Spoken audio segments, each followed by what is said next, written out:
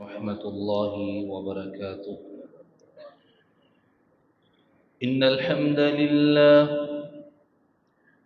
إن الحمد لله رب العالمين، نحمده ونستعينه ونؤمن به ونتوكل عليه، ونعوذ بالله من شرور أنفسنا ومن سيئات أعمالنا.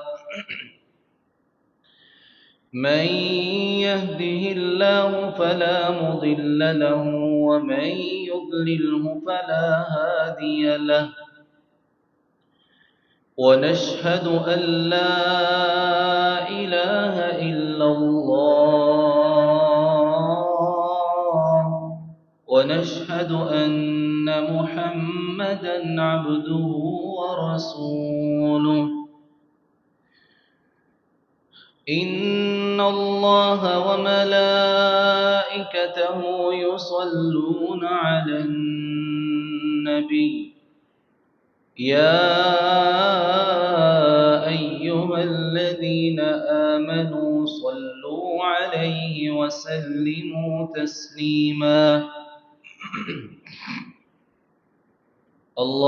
اللهم صل على محمد وعلى آل محمد، كما صليت على إبراهيم وعلى آل إبراهيم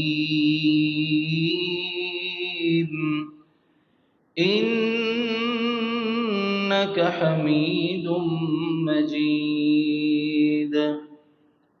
اللهم بارك على محمد وعلى آل محمد، كما باركت على إبراهيم وعلى آل إبراهيم إنك حميد مجيد. يا أيها الناس اتقوا ربكم الذي خلقكم من نفس واحدة، وخلق منها زوجها وبث منهما رجالا كثيرا ونساء، واتقوا الله الذي تساءلون به والأرحام، إن الله كان عليكم رقيبا. يا أيها الذين آمنوا اتقوا الله حق تقاته ولا تموتن إلا وأنتم مسلمون. يا أيها الذين آمنوا اتقوا الله وقولوا قولا سديدا يصلح لكم أعمالكم ويغفر لكم ذنوبكم، ومن يطع الله ورسوله فقد فاز فوزا عظيما. أعوذ بالله السميع العليم من الشيطان الرجيم. بسم الله الرحمن الرحيم. هل أتاك حديث الغاشية؟ وجوه يومئذ خاشعة عاملة ناصبة تصلى نارا حامية تسقى من عين آنية. أما بعد فإن خير الحديث كتاب الله، وخير الهدي هدي محمد صلى الله تعالى عليه وسلم، وشر الأمور محدثاتها وكل محدثة بدعة وكل بدعة ضلالة وكل ضلالة في النار. اللهم انفعنا بما علمتنا وعلمنا ما ينفعنا وزدنا علما. وأفوض أمري إلى الله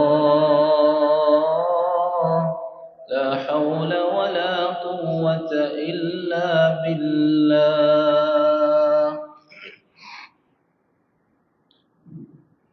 تمام قسم کی تعریفات، تمہیدات، تعظیم، تکریم، تحلیل اللہ رب العزت کی ذات گرامی کے لیے، جو اس پوری دنیا کا، کائنات کا خالق اور مالک ہے. وہی رزق عطا کرنے والا، وہی پریشان حال لوگوں کی پریشانیوں کو دور کرنے والا،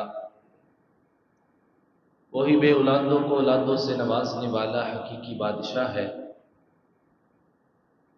وہ اپنی ذات میں بھی اکیلا، اپنی صفات میں بھی اکیلا، اپنی ذات اور صفات کے تقاضوں میں بھی اکیلا ہے. اس کا کوئی ہمسر ہم نوا نہیں ہے. کائنات کے ذرے ذرے کے بارے میں وہ علم رکھنے والا ہے. اس کا علم لامحدود، لا زوال ہے. ہر شے اس کی تابع ہے. وہ تمام مخلوقات کا خالق و مالک ہے. حمد کے بعد بے حد و بے حساب درود و سلام امام الانبیاء، خطیب الانبیاء، امام القبلتین، سید الاولین والآخرین، شافی محشر، ساقی کوثر، خاتم النبیین، رحمت للعالمین، جناب محمد الرسول اللہ صلی اللہ علیہ وسلم کی ذات بابرکت پر. حضرات ذی وقار، رمضان المبارک کے مہینے کے گزرنے کے بعد یہ شوال کا پہلا جمعہ ہے. رمضان المبارک کا مہینہ مومنوں کے لیے ایک ٹریننگ والا مہینہ ہوتا ہے کہ جس مہینے کے اندر انسان اللہ رب العزت کے حکم پر حلال چیزوں کو بھی ترک کر دیتا ہے. پھر اس میں کی جانے والی عبادات اور ذکر و اذکار، تراویح، قیام اللیل، ان تمام عبادات پہ انسان اپنا اثر و رسوخ اور ہمیشگی اختیار کرنے کی کوشش کرتا ہے. اور اس سارے مہینے کے آنے کا مقصد ہی یہی ہے کہ انسان نیکیاں کر کے اپنے آپ کو جس طرح اللہ چاہتا ہے ویسے بنا لے. لیکن بعض ایسے کام ہیں جن کی وجہ سے انسان کی نیکیاں ضائع ہو جاتی ہیں، اعمال تباہ ہو جاتے ہیں، اور ان اعمال تباہ ہونے کی وجہ سے انسان کا نامہ اعمال گناہوں سے بھر جاتا ہے، نیکیاں ختم ہو جاتی ہیں. اب وہ کام جو ہے وہ عام معمولی کام ہے جو ہمارے معاشرے کے اندر عام پائے جاتے ہیں. اللہ رب العزت نے سورہ غاشیہ کے اندر جو میں نے آیات کریمہ خطبہ میں تلاوت کی، ان سورت کی جو پہلی آیات ہیں اس میں اللہ تعالیٰ نے فرمایا کہ هل اتاک حدیث الغاشیہ، کہ ڈھانپ لینے والی جو قیامت ہے یہ آ جانے والی ہے. وجوہ یومئذ خاشعہ، اور اس دن کئی چہرے جو ذلیل و خوار ہو جائیں گے. عاملۃ ناصبہ، نیک اعمال کر کر کے وہ تھکے ہوئے ہوں گے. یہ جو آیت ہے کہ نیک اعمال کر کے وہ انسان نیکیاں کر کر کے تھکے ہوئے ہوں گے. تصلیٰ نارا حامیہ، اللہ کہتے ہیں کہ ہم ان کو گرم دہلتی ہوئی آگ میں داخل کر دیں گے. تسقى من عین آنیہ، اور ان کو کھولتا ہوا پانی پلایا جائے گا. لیس لهم طعام الا من ضریع، جہنم کا جو بدبودار اور بدذائقہ درخت ہے اس کے علاوہ ان کو کوئی کھانا نہیں کھلایا جائے گا. اب یہ ساری کی ساری وعیدیں جو ہیں یہ اس بندے کے لیے ہیں جو نیک اعمال کرنے والا ہے. یہ کسی کافر کی بات نہیں ہے، یہ کسی مشرک مرتد کی بات نہیں ہو رہی، بلکہ وہ شخص جو نیکیاں کرنے والا ہے دنیا میں، عاملۃ ناصبہ، نیکیوں کے پہاڑ اس کے ارد گرد ہیں، اور اس نے اپنا جو وقت گزارا نیکیاں کرتے ہوئے گزارا. لیکن کیا وجہ ہے کہ نیکیاں بھی اسے فائدہ نہیں دے رہی، نیکیوں کرنے کے باوجود بھی وہ جہنم میں چلا گیا. نیکیاں کرنے کی وجہ سے یا نیکیاں کر کر کے تھک کے وہ جہنم میں کیوں چلا گیا؟ ہم نے آج اس خطبہ کے اندر ہی وہ کام، جن کاموں کی وجہ سے انسان کی نیکیاں تباہ ہو جاتی ہیں، برباد ہو جاتی ہیں، ان کو سننا ہے، ان کو یاد کرنا ہے، اور اللہ کی توفیق سے ایسے کاموں سے بچنا ہے. اللہ ہم سب کو ایسے اعمال سے بچا کے رکھے. یعنی کہ انسان دیکھیں ساری زندگی اس کی 60-70 سال کی عمر ہے، اور وہ اپنی اس عمر کے اندر نیک کام کرتا رہا، نمازیں پڑھتا رہا، روزے رکھتا رہا، زکوٰۃ دیتا رہا، حج کرتا رہا، عمرہ کرتا رہا، ساری عبادات اس کی پوری ہیں، سنت کے مطابق اس کا چہرہ ہے، اس کا حلیہ ہے. لیکن کل قیامت کا دن ہوگا، ایسے بندے کو اللہ جہنم میں داخل کر دے. اب اس کی وجہ کیا ہے؟ اس وجہ کو معلوم کرنے کے لیے اس موضوع کو رکھا گیا کہ کہیں ایسا نہ ہو کہ ہم نے رمضان المبارک کے مہینے کے اندر جو نیکیاں کی ہیں، ہم نے اپنی طرف سے کوشش کی ہے، لیکن وہ اعمال تو ٹوٹے پھوٹے ہی ہیں. لیکن یہ نہ ہو کہ وہ ٹوٹے پھوٹے اعمال ہی ہماری زندگی اور نامہ اعمال سے جاتے رہیں. تو آئیے، سب سے پہلا وہ عمل جو انسان کے اعمال کو تباہ و برباد کر دیتا ہے، وہ کون سا ہے؟ الشرک باللہ، اللہ کے ساتھ شرک کرنا. جو بندہ اللہ کے ساتھ شرک کرتا ہے، اللہ اس کے سارے اعمال تباہ کرتا ہے. اور مشرک بندے کی کوئی ذرہ برابر بھی بخشش کا 1% چانس نہیں ہے. ہر بندے کو اللہ بخش دے اس کی مرضی ہے، اللہ اختیار رکھتا ہے، لیکن اللہ مشرک بندے کو اختیار رکھنے کے باوجود بھی نہیں بخشے گا. دیکھو اس کا گناہ ہی ایسا ہے کہ اس نے اپنے رب کے برابر کسی اور کو معبود، شریک، مشکل کشا بنا لیا، سمجھ لیا. یعنی کہ ایسے ہی ہے کہ ایک بیٹا اپنے باپ کو چھوڑ کر کسی اور کو باپ کہنا شروع کر دے، باپ اسے برداشت کرتا ہے؟ نہیں کرے گا. تو شرک بھی ایسے ہی ہے کہ اللہ کی ذات اور صفات میں کسی کو شریک کرنا. اب شرک کی 3 اقسام ہیں، 2 طرح سے بیان کیا جاتا ہے. عبادات میں شرک، اور اسی طرح اللہ رب العزت کی اسماء و صفات میں شرک، اور دوسری طرح اس کو کہا جاتا ہے شرک فی الذات، شرک فی الالوہیت، شرک فی الربوبیت، اور شرک فی الاسماء و صفات. یہ 3 اقسام ہیں شرک کی. کہ اللہ کی الوہیت میں شرک کرنا. الوہیت کسے کہتے ہیں؟ الہ، الہ سے نکلا ہے الوہیت، کہ اللہ کو ایک الہ ماننا ہے. اور الہ اسے کہتے ہیں جس کی عبادت کی جاتی ہے. لا الہ الا اللہ ہم پڑھتے ہیں کہ نہیں ہے کوئی الہ مگر اللہ ہی. اب الہ کا مطلب ہے جس کی عبادت کی جائے، جس سے محبت کی جائے، جس سے خوف اور ڈرا جائے، اور جس کے ساتھ اپنا رجوع قائم کیا جائے، اسے الہ کہتے ہیں. عبادت کس کی کرنی ہے؟ اللہ کی. دعا اللہ سے کرنی ہے، خوف اللہ کو آنا چاہیے، محبت اللہ سے کرنی ہے. تو یہ الہ کی شرک فی الہ جو اسے کہتے ہیں کہ اللہ کی الوہیت میں، اس کے الہ ہونے میں کسی کو شریک کرنا، کسی کے نام پہ اللہ کے علاوہ نظر و نیاز دینا، کسی کے سامنے سجدہ کرنا، کسی سے ڈرنا، خوف رکھنا، اور اسی طرح کسی سے اللہ کی طرح محبت کرنا۔ والذین اتخذوا من دون اللہ، اور جو لوگ اللہ کے سوا کسی اور کو محبت کرتے ہیں، اللہ کے سوا کسی اور کو معبود بناتے ہیں، یحبونہم کحب اللہ، وہ اسے اللہ کی طرح ہی محبوب سمجھتے ہیں جیسے اللہ کو سمجھا جاتا ہے۔ والذین آمنوا، اور جو لوگ ایمان والے ہیں، اشد حبا للہ، وہ اللہ سے شدید محبت رکھنے والے۔ تو یہ سمجھ آ گئی کہ الہ جو ہے، الوہیت جو ہے، الہ کسے ماننا ہے؟ اللہ کو، اللہ کے سوا کسی اور کو الہ نہیں ماننا۔ اور الہ کے اندر عبادات آ جاتی ہیں، ساری کی ساری عبادات جتنی بھی ہیں یہ صرف کس کے لیے کرنی ہے؟ اللہ کے لیے۔ اور اس کے بعد شرک فی الربوبیت، رب کسے ماننا ہے؟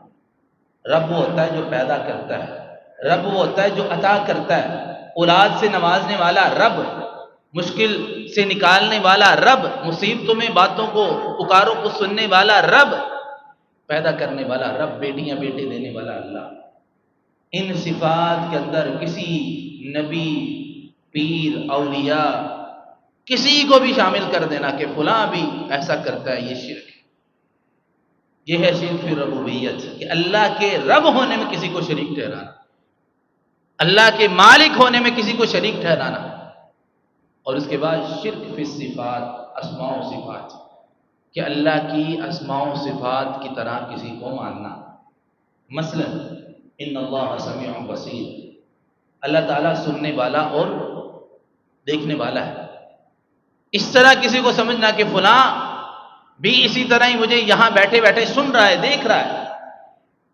اللہ تعالیٰ ہمیں دنیا کے اندر ساتوں آسمان سے اوپر بیٹھا دیکھتا ہے، سنتا ہے، اسے علم ہے کہ ہمارے دلوں کے اندر کیسے وسوسات چل رہی ہیں، وہ ان کو بھی جانتا ہے۔ اگر کوئی ایسا عقیدہ رکھتا ہے کہ کوئی اور نبی، کوئی پیر، کوئی ولی ایسا کرتا ہے، تو یہ شرک فی صفات، شرک فی اللہ کی صفات میں شرک ہے۔ اور اسی طرح کسی کو مدد کے وقت پکارنا۔ اب کچھ ہمارے بھائی ایسے کہتے ہیں، جی آپ کسی سے پانی نہیں مانگ لیتے، آپ کے سامنے کوئی بیٹھا ہے، آپ اس سے کوئی چیز نہیں مانگتے تو یہ آپ کا مشکل کشا ہو گیا۔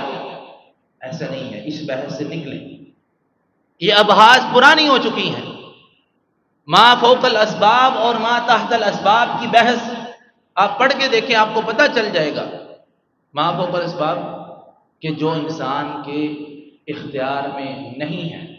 مثلا میں کسی کو یہاں بیٹھے بیٹھے کہہ دوں کہ گھر سے مجھے پانی لا کے ایسے ہی پیش کر دیا جائے، ایسے کوئی نہیں کر سکتا۔ اس دیوار سے دوسری طرف کوئی دیکھ کر بتا دے وہاں کتنے لوگ بیٹھے ہیں، ایسے کوئی نہیں کر سکتا۔ یہ ما فوق الاسباب ہیں کہ انسان کے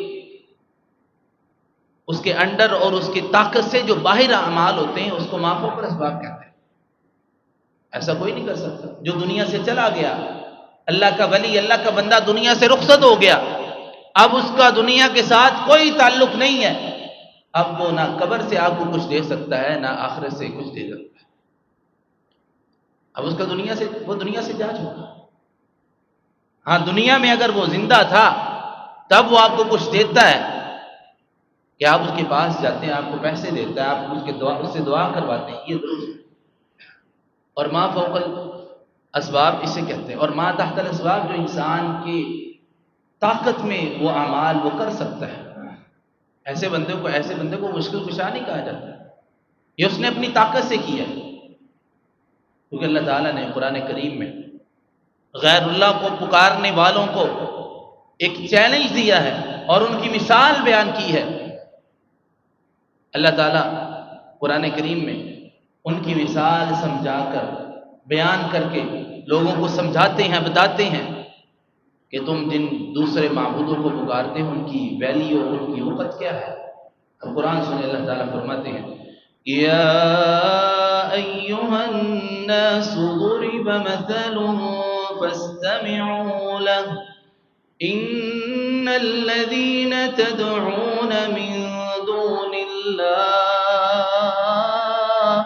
من دون الله لن يخلقوا ذبابا ولو اجتمعوا له وإن يسلبهم الذباب شيئا لا يستنقذوه منه ضعف الطالب والمطلوب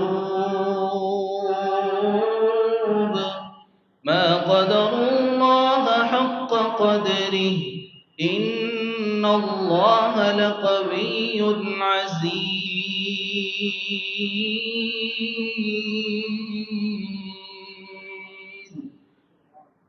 مثل الذين اتخذوا من دون الله اللہ فرماتے ہیں ان الذین تدعون من دون اللہ، جو اللہ کی سوا کسی اور کو معبود بناتے ہیں، توجہ میری طرف کریں، جو اللہ کی سوا کسی اور کو معبود بناتے ہیں، اللہ کی سوا کسی اور کو پکارتے ہیں، مدد کے لیے دعا کرتے ہیں، اللہ فرماتے ہیں لن یخلقوا ذبابا ولو اجتمعوا له، یہ سارے کے سارے معبود اکٹھے ہو جائیں، یہ سارے کے سارے معبود اکٹھے ہو جائیں، یہ ایک مکھی پیدا نہیں کر سکتے، یہ ایک مکھی کو پیدا، اللہ نے ان تمام مشرکین کو یہ چیلنج دیا ہے آج سے 1400 سال قبل کہ جاؤ تم یہ ایک مکھی، اس کی کیا اوقات ہے، تم ایک مکھی پیدا کر کے دکھاؤ، نہیں کر سکتے، لن یخلقوا ذبابا ولا اجتمعوا له، یہ سارے اکٹھے ہو کے آ جائیں۔ آگے اللہ نے اس سے بھی اور گہری بات کی، مکھی کو پیدا کرنا تو دور کی بات، مکھی کو بنانا، اس کو پیدا کرنا یہ تو بہت بعید ہے۔ وَإِن يَسْلُبْهُمُ الذُّبَابُ شَيْئًا لَا يَسْتَنْقِذُوهُ مِنْهُ، اگر وہ مکھی، یہ کھانا کھاتے وقت وہ مکھی آئے ان کے کھانے سے کچھ ٹکڑا اٹھا کر لے جائے، یہ اس کو واپس لانے کی طاقت بھی نہیں رکھتے۔ یہ جو لوگ غیر اللہ کے پاس جا کر بیٹوں کا سوال کرتے ہیں، مشکل کشا سمجھتے ہیں، ان کو اپنا سب کچھ داتا ولیوں اور فلاں فلاں کیا کیا سمجھتے ہیں، ان کے لیے یہ قابل نکتہ بات ہے کہ جو اللہ کے سوا جس کو پکارا جاتا ہے نہ وہ مکھی پیدا کر سکتا ہے، بلکہ مکھی پیدا کرنا تو دور کی بات، مکھی اگر ان کا کھانا لے جائے وہ تو اس سے کھانا واپس لانے کی طاقت نہیں رکھتی۔ اللہ فرماتا ہے ضعف الطالب والمطلوب، یہ پکارنے والا جو اپنے معبود جو باطل معبود ہے اس کو پکار رہا ہے یہ بھی کمزور ہے، اور جس کو پکارا جا رہا ہے وہ بھی کمزور ہے۔ ما قدر اللہ حق قدری، لوگوں نے اللہ کی اس طرح قدر نہیں کی جس طرح قدر کرنے کا حق تھا، یعنی کہ جس نے پیدا کیا ہے، جو ہر چیز دینے والا ہے، نوازنے والا ہے، اس کی اس طرح قدر نہیں کی گئی۔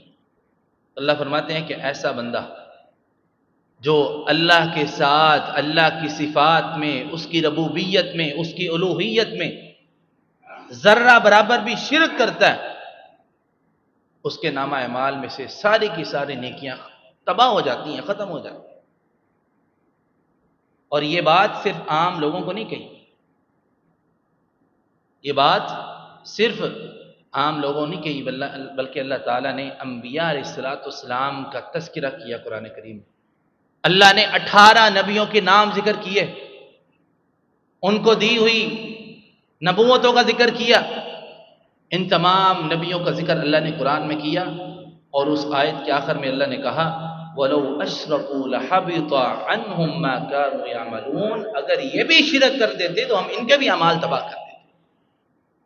یعنی کہ یہ شرک جو ہے، اللہ کے ساتھ کسی اور کو شریک بنانا، یہ انسان کے اعمال کی تباہی کا باعث ہے، اور اس سے نبی بھی مبرہ نہیں ہے۔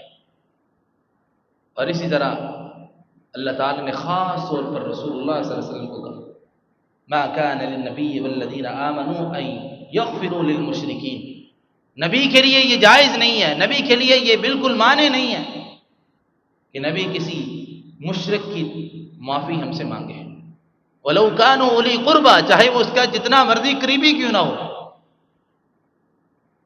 اللہ تعالیٰ نے یہ واضح کیا کہ نبی جو ہیں یہ اگر نبی کبھی شرک نہیں کر سکتا، لیکن اللہ نے یہ بات ہمیں بتانے کے لیے کہی ہے کہ اگر نبی بھی ایسا کرے تو نبی کے اعمال بھی تباہ ہو جائیں، حتیٰ کہ نبی کو یہ بھی اجازت نہیں ہے کہ وہ کسی مشرک اپنے قریبی رشتہ دار کے فوت ہونے پر اس کی بخشش مانگے۔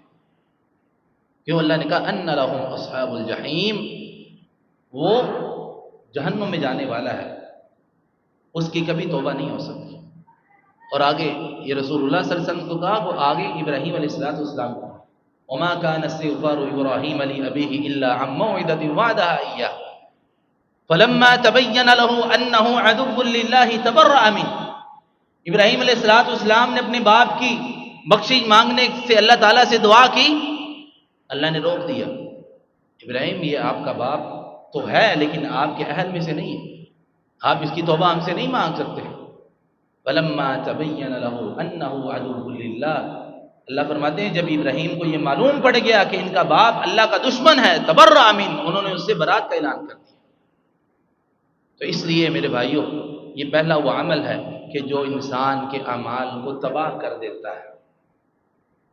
تصلی نارا حامیہ عاملۃ ناصبہ، عاملۃ ناصیہ، کہ جو بندہ نیک اعمال کرتا رہا دنیا کے اندر، اور نیک اعمال کی وجہ سے اس کے نامہ اعمال میں نیکیاں نیکیاں ہیں، اگر وہ شرک میں مبتلا ہو جاتا ہے، اللہ کے سوا کسی اور سے کوئی رجا امید رکھتا ہے کسی قسم کی بھی، ذرہ برابر بھی، تو اس کی توبہ نہیں ہوتی، اس کے اعمال تباہ ہو جاتے ہیں۔ اب اس کی ایک حدیث مثال دے کے آگے بات کو چلاتا ہوں۔ اللہ کے نبی صلی اللہ علیہ وسلم فرماتے دو آدمی تھے، وہ ایک قبیلے کی طرف گئے۔ اب قبیلے کے باہر جو قبیلے کا دروازہ تھا، وہاں سیکیورٹی گارڈ کھڑے تھے۔ انہوں نے کہا اس قبیلے کے اندر داخل ہونے سے پہلے ہمارا یہ معبود ہے، اس کے نام پر تم نے کوئی نہ کوئی چڑھاوا چڑھانا ہے تو پھر تمہیں جانے کی اجازت ہوگی۔ اس نے کہا ہمارے پاس تو کچھ نہیں ہے چڑھاوا چڑھانے کے لیے۔ اس نے کہا پھر ایسے کرو، تم ایک مکھی مارو، یہی اس کے نام پر چڑھاوا چڑھا دو۔ ان دونوں میں سے ایک نے کہا نہیں، میں اللہ کے علاوہ کسی اور کے نام پر ایک مکھی بھی چڑھاوا نہیں چڑھاؤں۔ اس نے کہا اگر ایسے نہیں کرو گے تو تمہیں قتل کر دیں گے۔ پہلے نے اپنی جان کو بچاتے ہوئے مکھی کا چڑھاوا چڑھایا اور چلا گیا، دوسرے نے اپنی بات کو پکا رکھا، اس نے کہا نہیں ایسے نہیں ہو سکتا۔ اللہ کے نبی فرماتے اسے قتل کر دیا گیا، اور جب اسے قتل کیا گیا تو جب یہ دونوں اللہ کے پاس گئے، وہ بندہ، اللہ نے اس بندے کو جس نے چڑھاوا نہیں چڑھایا تو اسے جنت میں داخل کر دیا، اور جو بندہ دوسرا مکھی کا چڑھاوا چڑھا کر داخل ہوا، اپنی جان کو بچایا اس نے، اللہ نے اس بندے کو جہنم میں داخل کر دیا۔ اب دیکھیے یہ معمولی بات نہیں ہے، ایک مکھی کیا حیثیت رکھتی ہے، لیکن اس کو معمولی سمجھتے ہو۔ ہمارے کچھ بھائی کہتے ہیں نہیں جی فلاں اللہ کے ولی جو ہیں وہ بھی ایسا کرتے ہیں۔ اولیاء کرام کی عظمت اور عزت اپنی جگہ، لیکن وہ کسی کو نفع نقصان نہیں پہنچا سکتے، یہ اللہ کی شان ہے، اللہ کے سوا کوئی کسی کو نفع نقصان نہیں پہنچا سکتا۔ اس لیے یہ پہلا عمل ہے، جو بندہ ایسا کام کرتا ہے، شرک کے اندر مبتلا ہے، جب تک وہ توبہ نہیں کرتا اس کے سارے اعمال تباہ ہو جاتے ہیں۔ اور اللہ فرماتا ہے ان اللہ لا یغفر ان یشرک بہ، بے شک اللہ تعالیٰ جس نے شرک کیا ہے اسے کبھی معاف نہیں کرے گا، ویغفر ما دون ذلک لمن یشاء، اس کے علاوہ اللہ جسے مرضی معاف کر دے۔ جو اللہ کے ساتھ شرک کرنے والا ہے اس پر جہنم حرام ہے، ومن یشرک باللہ فقد حرم اللہ علیہ الجنہ، جو اللہ کے ساتھ شرک کرنے والا اس پر جنت حرام ہے، وہ جہنم میں جائے گا۔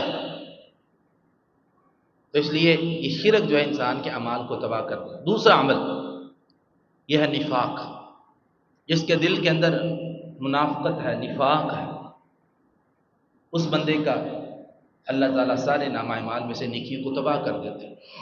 اب نفاق، منافقت جو ہے یہ اوپر سے اسلام لانا، جس طرح عبداللہ بن ابی منافق تھا کہ اوپر سے لوگوں کو بڑا مسجد کی طرف بلاتا، خطبہ سے پہلے بازاروں میں نکل جاتا، لوگوں کو مسجد کی طرف لاتا، لیکن اندر سے منافق تھا۔ تو ایسے بندے کا کوئی عمل قبول نہیں ہے، کیونکہ اس کا پتہ ہی نہیں ہے۔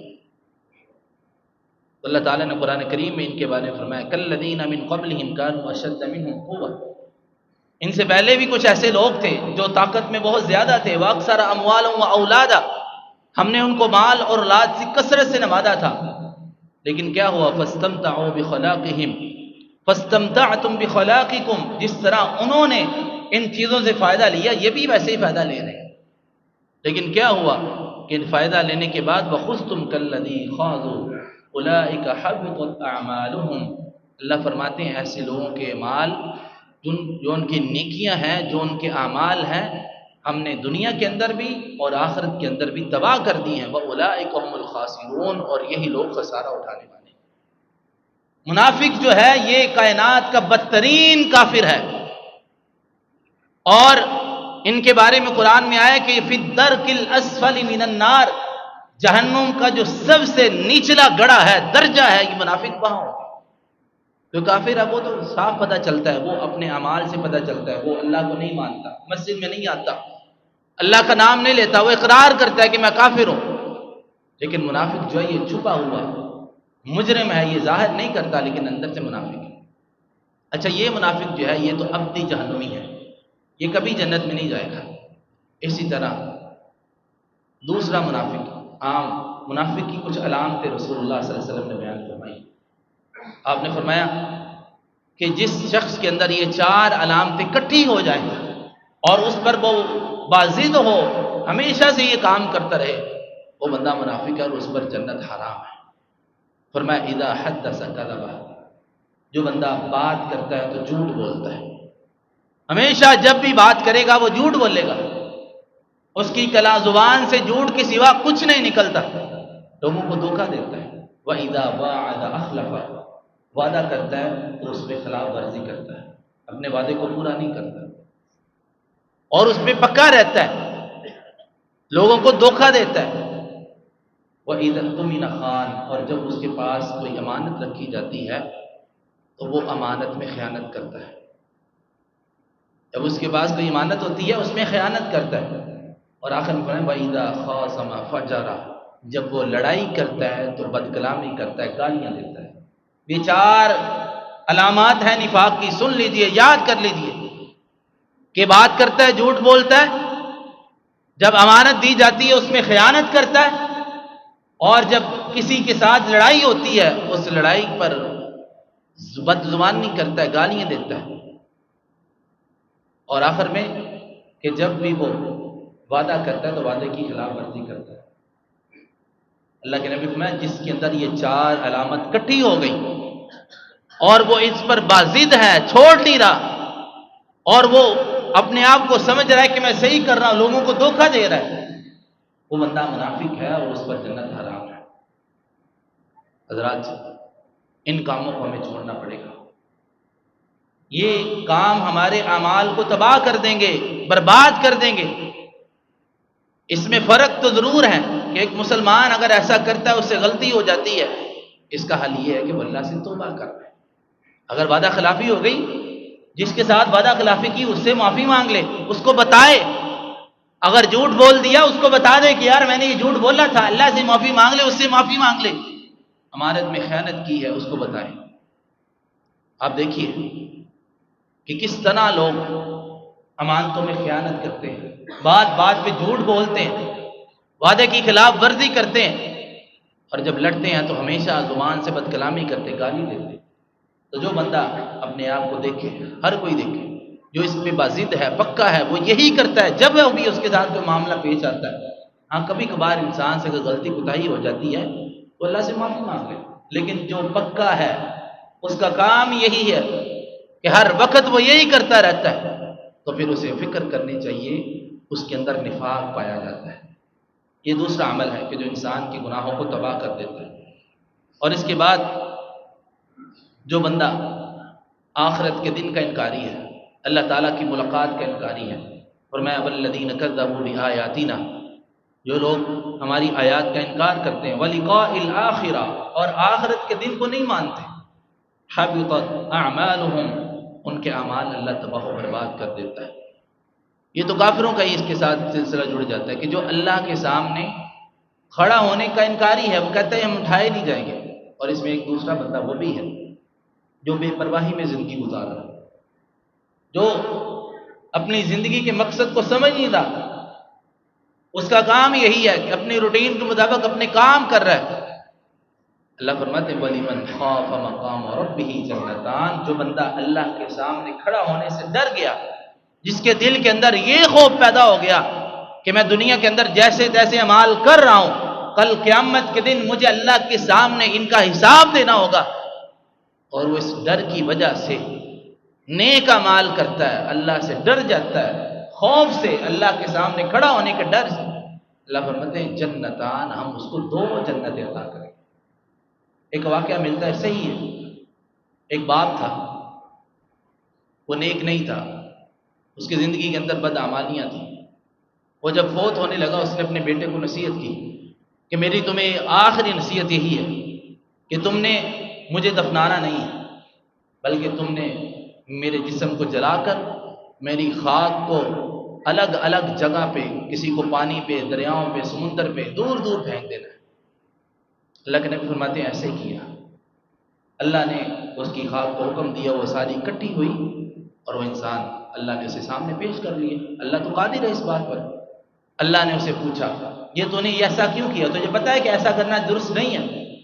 اس نے کہا اللہ مجھے پتا ہے ایسا کرنا درست نہیں ہے، لیکن اللہ میری زندگی کے اندر ایسی برائیاں تھیں، میں نے اپنی زندگی کے اندر ایسی بدعمالیاں کی تھیں، مجھے تیرے سامنے کھڑے ہونے کا بڑا ڈر تھا، میں نے سوچا شاید یہ خاک ساری دور دراز ہوگی، اللہ مجھے کیسا اکٹھا کر سکے گا، اللہ میں نے ڈر کی وجہ سے یہ کیا، حالانکہ مجھے یقین تھا تو اکٹھا کر سکتا ہے، لیکن میں نے ڈر کی وجہ سے یہ کیا۔ اللہ کہے گا اگر تجھے یہ ڈر تھا تو ٹھیک ہے، میں نے اپنی رحمت سے تجھے معاف کیا، جا جنت میں چلا جا۔ یہ ہے عمل کہ انسان کے دل کے اندر جب اللہ کے سامنے کھڑے ہونے کا ڈر اور خوف پیدا ہو جائے، رجا پیدا ہو جائے، اور اللہ کی ملاقات کا وہ امیدوار بن جائے کہ میں نے اللہ کے سامنے آنا ہے، پھر وہ اپنی زندگی کو سنوار لیتا ہے، اپنے اعمال کو درست کر لیتا ہے۔ اور اسی طرح نبی علیہ الصلوۃ والسلام نے فرمایا کہ جو بندہ بدعتی ہے، جو بدعت والے اعمال کرتا ہے، دین کے اندر نئے کام نیکی سمجھ کے کرتا ہے، دین کا حصہ بنا دیتا ہے ایسے کاموں کو، نبی علیہ الصلوۃ والسلام نے فرمایا من احدث فی امرنا ھذا ما لیس فیہ فہو رد، جو کوئی ایسا عمل کرے جس کا مجھ سے کوئی ثبوت ثابت نہیں ہے، اس کا وہ عمل رد کر دیا جاتا ہے، اس کا عمل وہ قبول نہیں کیا جائے گا۔ اور اسی طرح آپ نے فرمایا من عمل عملا لیس علیہ امرنا فہو رد، ہر وہ عمل جس کا حکم میں نے نہیں دیا، مجھ سے اس کا ثبوت نہیں ملتا، وہ عمل مرتد ہے، رد ہے۔ تو یہ بندہ جو بدعت کا ارتکاب کرنے والا ہے، اس کے بھی سارے اعمال اللہ تباہ کر دیتا ہے۔ اور خطبے میں آپ سنتے ہیں وَشَرَّ الْأُمُورِ مُحْدَثَاتُهَا وَكُلُّ مُحْدَثَةٍ بِدْعَةٍ، ہے دین کے اندر ہر نئی چیز یہ بری ہے، بری چیز ہے، اور ہر بری چیز بدعت ہے، وَكُلُّ بِدْعَةٍ ضَلَالَةٍ، اور ہر بدعت گمراہی ہے، وَكُلُّ ضَلَالَةٍ فِي النَّارِ، اور ہر گمراہی جہنم میں لے کے جائے گا۔ یعنی کہ اس کے اندر بھی مسلمان دھوکہ کھائے بیٹھے ہیں کہ ہر کسی عمل کو وہ سمجھتے ہیں کہ کام نیک ہے، یہ قرآن خوانی ہی ہے، ہم نیک کام کر رہے ہیں۔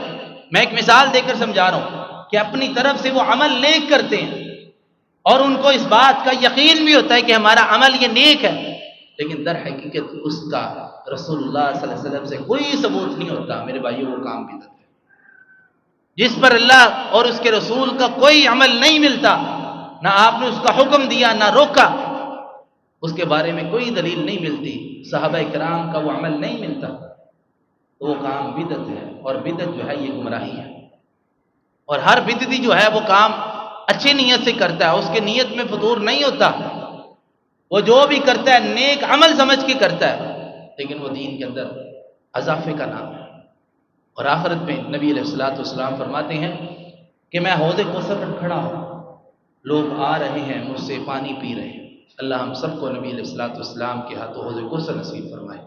رسول اللہ صلی اللہ علیہ وسلم فرماتے ہیں کہ میں حوض کوثر پر کھڑا ہوں گا، ابو بکر عمر اور میرے صحابہ میرے ساتھ ہوں گے، اور میں لوگوں کو پانی پلاؤں گا، اور وہ پانی اللہ اکبر، نبی علیہ الصلوۃ والسلام نے فرمایا وہ شہد سے زیادہ میٹھا اور دودھ سے زیادہ سفید ہوگا۔ اور حشر کے میدان پہ لوگ تھکے مارے جب بالکل اپنے نامہ اعمال کو بھگت کر میرے پاس آئیں گے، تھکے ہوئے ہوں گے، بے حال ہوں گے، جیسے وہ پانی پئیں گے حشاش بشاش ہو جائیں گے۔ اللہ اکبر، کیسی اس میں طاقت ہے۔ اب آگے نبی علیہ الصلوۃ والسلام فرماتے ہیں جو میں پانی پلا رہا ہوں گا، لیکن میری امت کے کچھ ایسے لوگ ہوں گے جو میری طرف بھاگتے بھاگتے آ رہے ہوں گے۔ اب اللہ کے نبی صلی اللہ علیہ وسلم کی جو امت ہے، اس کی پہچان کیا ہے؟ قیامت کے دن ان کے وضو کے ادا چمک رہے ہوں گے۔ اللہ کے نبی فرماتے ہیں کہ ان کے وضو کے ادا بھی چمک رہے ہوں گے، لیکن جب میرے قریب آنے لگیں گے ان کے درمیان میں دیواریں حائل کر دی جائیں گی۔ رسول اللہ صلی اللہ علیہ وسلم فرماتے ہیں میں جبرائیل سے پوچھوں گا، جبرائیل کیوں؟ ان کو کیا مسئلہ ہے؟ یہ میرے پاس کیوں نہیں آ رہے؟ ان کے درمیان میں دیواریں کیوں حائل کر دی گئی؟ جبرائیل کہیں گے اللہ کے نبی یہ وہ لوگ ہیں جو آپ کے امتی ہیں، آپ کے دین پر چلنے والے ہیں، لیکن آپ کے دین کے اندر اپنی مرضی سے نیک کاموں کو ایجاد کرنے والے ہیں۔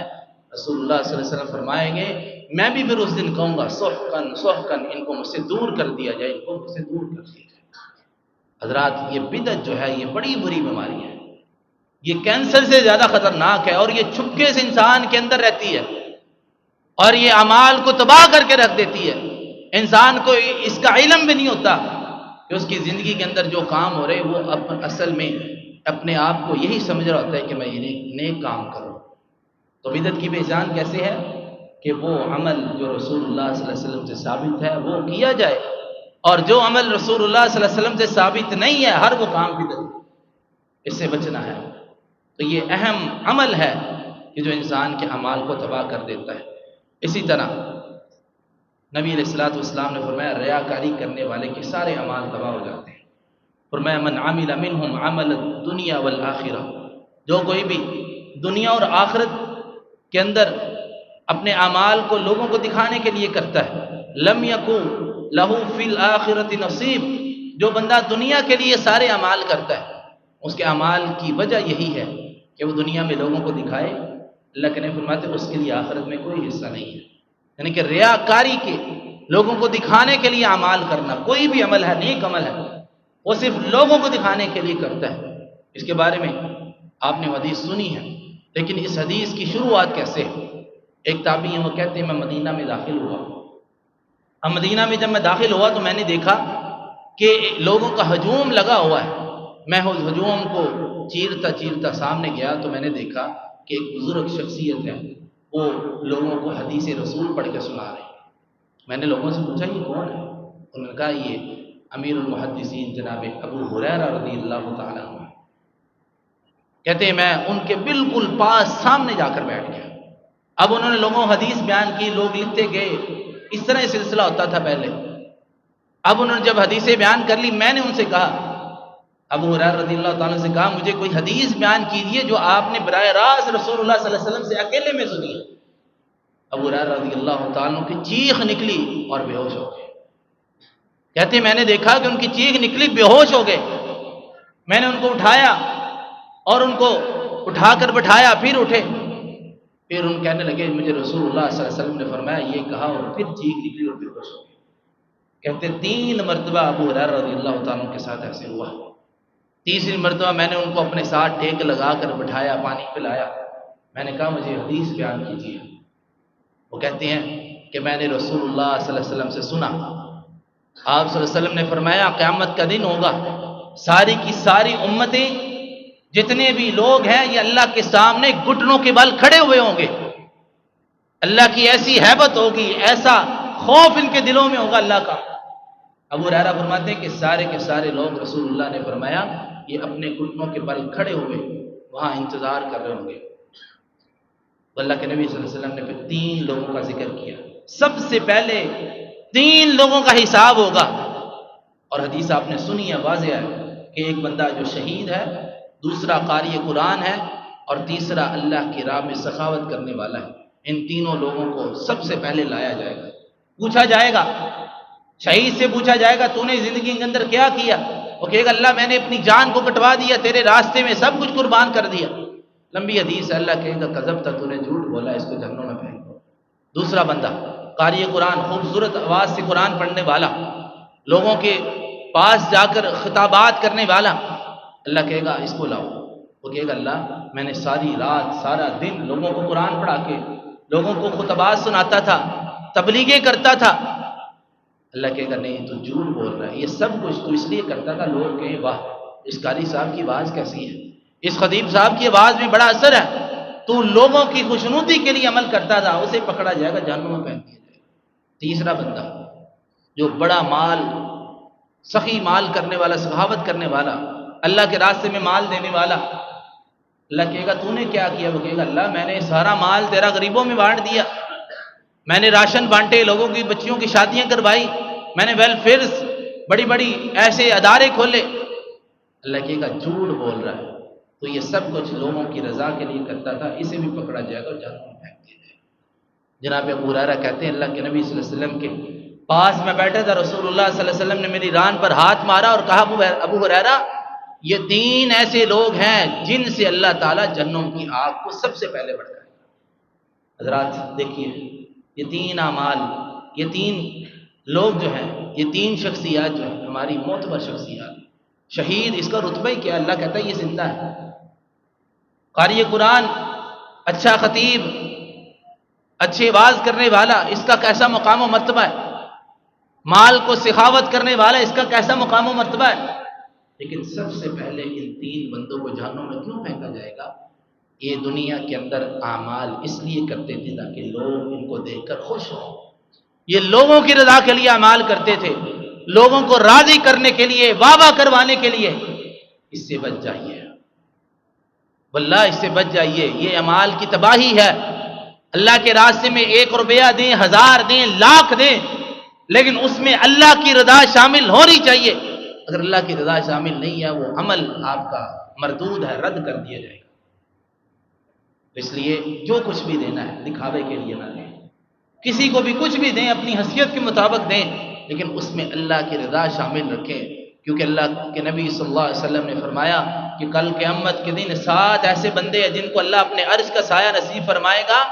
ان میں سے ایک ایسا بندہ جو اپنے دائیں ہاتھ سے اللہ کے راستے میں صدقہ کرتا ہے، اپنے دائیں ہاتھ سے دیتا ہے، لیکن اس کے بائیں ہاتھ کو بھی علم نہیں ہوتا، اللہ اس بندے کو کل قیامت کے دن اپنے عرش کا سایہ نصیب فرمائے گا۔ حضرات یہ وہ کام ہے، ابھی اور بھی کچھ ایسے عوامل ہیں، کچھ ایسے کام جو باقی ہیں، میں نے مختصر آپ کے سامنے بیان کیا۔